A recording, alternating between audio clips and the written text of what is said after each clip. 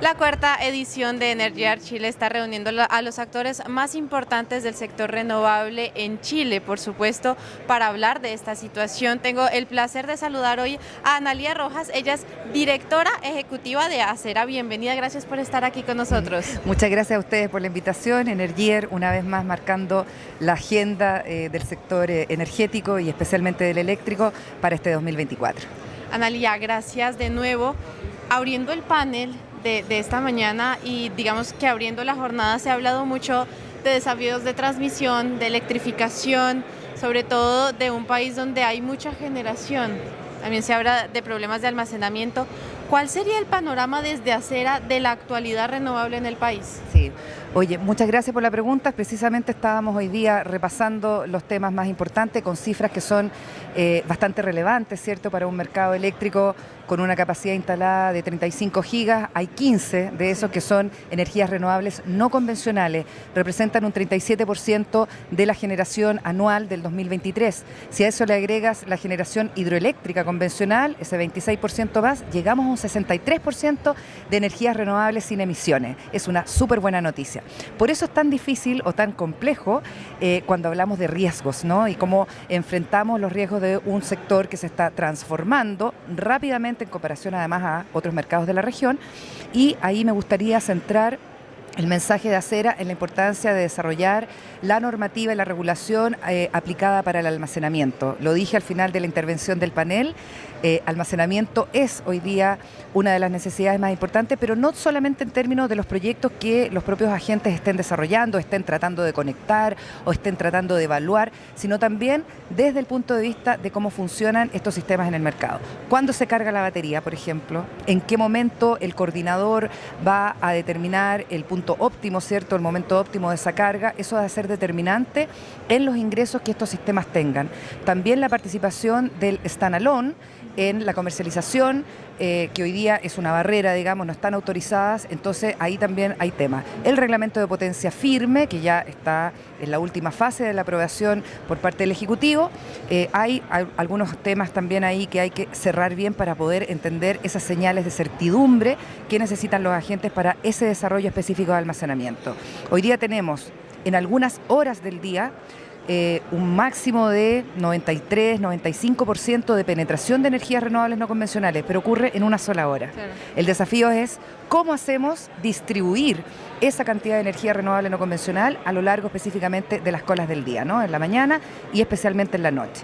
Otro punto interesante que revisamos hoy día en el panel es por qué la demanda eléctrica en Chile no está creciendo. Tenemos 83 terawatt-hora año de demanda eléctrica, pero evidentemente esta demanda no está creciendo a el ritmo o a la velocidad, ¿cierto?, a la intensidad que se requiere para precisamente lograr la electrificación en base a energías renovables. Todos esos son los temas que estamos revisando entonces en estos 2 días de Energear. De nuevo desde Acera, muchas gracias por la invitación.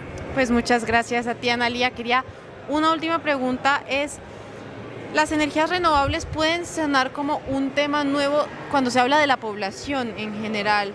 Hay personas que todavía están muy acostumbradas al gas o a otros usos y mencionabas tú precisamente el desafío de la electrificación. ¿Cómo llegar a ese consumidor final? ¿Cómo explicarle cuál es ese desafío del que la industria, el gobierno y los participantes trabajan para que sea ese consumidor final el que también impulse este desarrollo renovable? Claro, ahí yo creo que hay 2 temas. Uno es por qué el consumidor puede incentivarse, ¿cierto? O ser un actor partícipe, ser un promotor de las energías renovables. Evidentemente el consumidor final, tanto desde el punto de vista de un cliente regulado como de un cliente libre, siempre va a mirar la tarifa final. Claro. El impacto del costo, ¿cierto?, que significa la tarifa eléctrica en su gasto, ¿cierto?, de energéticos, ¿no? Por lo tanto, hoy día es clave hacer el link, la vinculación entre la mayor penetración renovable en la red y los beneficios en tarifa final. Sí. En 10 años, el cliente regulado ha tenido una rebaja de $100 promedio en la tarifa de clientes regulados, en el fondo de contratos regulados adjudicados. De $137 que teníamos en el año 2013, pasamos a $37 en el año 2022, incluso incorporando algunos riesgos que se vieron específicamente en la licitación de ese año. Queda por verse cómo se comporta las tarifas eléctricas, ¿cierto?, resultantes del proceso de licitación, que este año licitan 5.500 gigawatt hora año. Lo otro, que es muy también relevante, es entender cómo el consumidor final se hace cargo, o si se le hacen cargos adicionales por los otros costos que no son solamente los componentes de energía que representa la transición energética. Todos los temas de balance de red, que hoy día representan costos sistémicos que están más altos que antes, eso tiene que también ser incorporado en la ecuación de los beneficios de las energías renovables. No se puede instalar que las energías renovables no son convenientes desde el punto de vista del costo, sí lo son, pero tenemos que hablar sinceramente de a quién se le cargan los costos sistémicos que representa hoy día la demanda de balance. Y segundo, todos los equipamientos que son necesarios de incluir en el fondo para que las energías renovables también aporten estabilidad de red, en el mercado de servicios complementarios, control de frecuencias secundarias y terciarias seguramente, y además de toda la infraestructura de transmisión que también hoy día en Chile es un cargo al consumidor final.